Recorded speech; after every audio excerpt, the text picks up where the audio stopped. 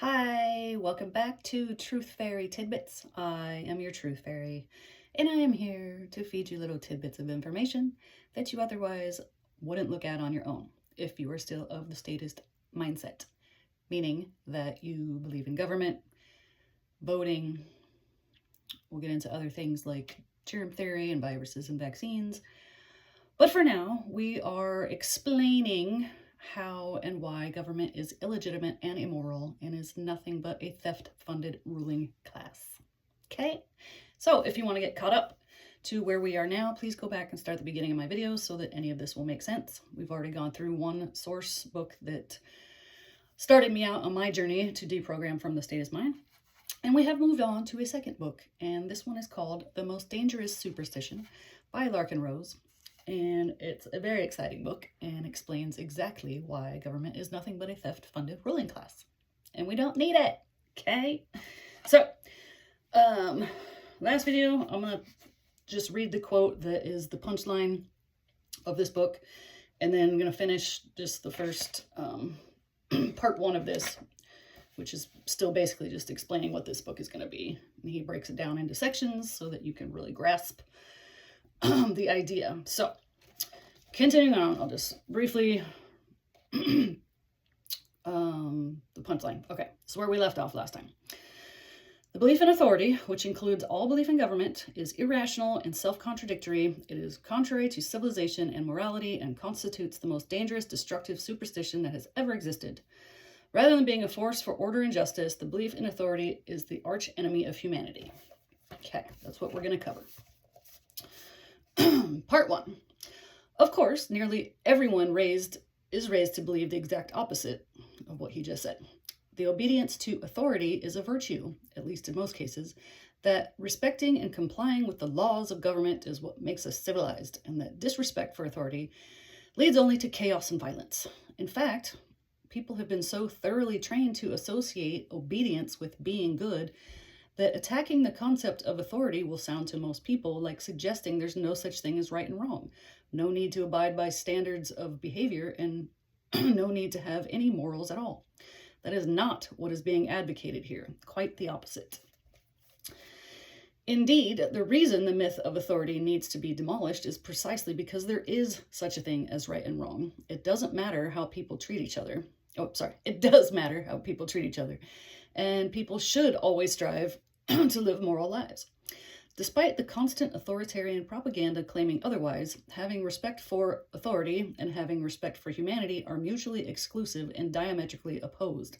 The reason to have no respect for the myth of authority is so that we can have respect for humanity and justice. There is a harsh contrast between what we are taught the purpose of authority to create a peaceful and civilized society and the real world results of authority in action. Flip through any history book and you will see that most of the injustice and destruction that has occurred throughout the world was not the result of people breaking the law, but rather the result of people obeying and enforcing the laws of various governments. The evils that have been committed in spite of authority are trivial compared to the evils that have been committed in the name of authority. Nevertheless, children are still taught that peace and justice come from authoritarian control, and that despite the flagrant evils committed by authoritarian regimes around the world throughout history, they are still morally obligated to respect and obey the current government in their own country. They are taught that doing as you're told is synonymous with being a good person, and that playing by the rules is synonymous with doing the right thing. On the contrary, being a moral person requires taking on the personal responsibility of judging right from wrong and following one's own conscience, the opposite of respecting and obeying authority. The reason it is so important that people understand this fact is that the primary danger posed by the myth of authority is to be found not in the minds of controllers in government, but in the minds of those being controlled. One nasty individual who loves to dominate others is a trivial threat to humanity unless a lot of other people view such domination as legitimate because it is achieved via the laws of government.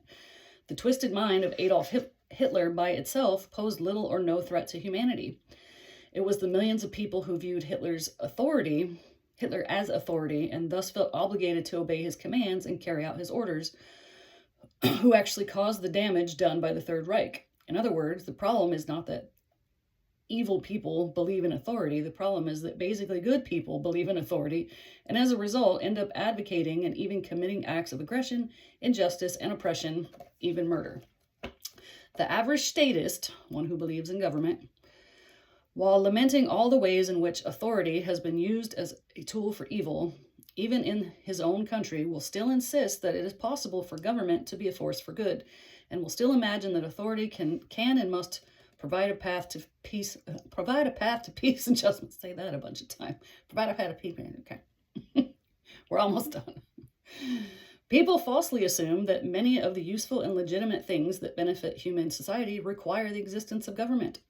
It is good, for example, for people to organize for mutual defense, to work together to achieve common goals, to find ways to cooperate and get along peacefully, to come up with arrangements and plans that better allow human beings to exist and thrive in a mutually beneficial, nonviolent state of civilization. But that is not what government is, despite the fact that governments always claim to be acting on behalf of the people and the common good. The truth is that government, by its very nature, is always in direct opposition to the interests of mankind. Authority is not a noble idea that sometimes goes wrong, nor is it a basically valid concept that is sometimes corrupted. From top to bottom, start to finish, the very concept of authority is itself anti-human and horribly destructive. Of course, most people will find such an assertion hard to swallow. Isn't government an essential part of human society? Isn't the mechanism by which civilization is made possible because it forces us imperfect humans to behave in an orderly, peaceful manner? Isn't the enacting of common rules and laws what allows us to get along and settle disputes in a civilized manner and to trade and otherwise interact in a fair, nonviolent way? Haven't we always heard that if not for the rule of law, the common respect for authority would be no better than a bunch of stupid, violent beasts living in a state of perpetual conflict and chaos? Yes, we have been told that. And no, none of it is true. But trying to disentangle our minds from age-old lies, trying to distill the truth out of a jungle of deeply entrenched falsehoods can be exceedingly difficult, not to mention uncomfortable. Okay. I might read one more section here. Okay, I'm going to read this next paragraph. This is the overview. So the following pages, you'll be taken through several stages in order to fully understand why the belief in authority truly is the most dangerous superstition in the history of the world. First, the concept of authority will be distilled down to the most basic essence so it can be defined and examined objectively. In part 2, it will be shown that the concept itself is fatally flawed, that the underlying premise of all government is utterly incompatible with logic and morality. In fact, it will be shown that government is purely religious belief, a faith-based acceptance of a superhuman mythological entity that has never existed and will never exist.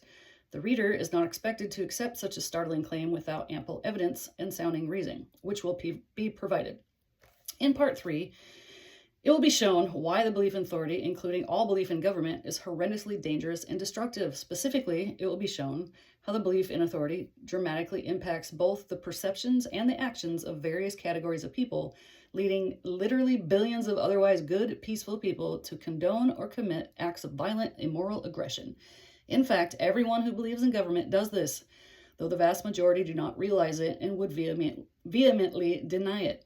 Finally, the last part, the reader will be given a glimpse into what life without the belief in authority could look like. Contrary to the usual assumption that an absence of government would mean chaos and destruction, it will be shown that when myth of authority is abandoned, much will change, much will also stay the same. It will be shown why, rather than the belief in government being conducive and necessary for a peaceful society, as nearly everyone has been taught, the belief is by far the biggest obstacle to mutually beneficial organization, cooperation, and peaceful coexistence.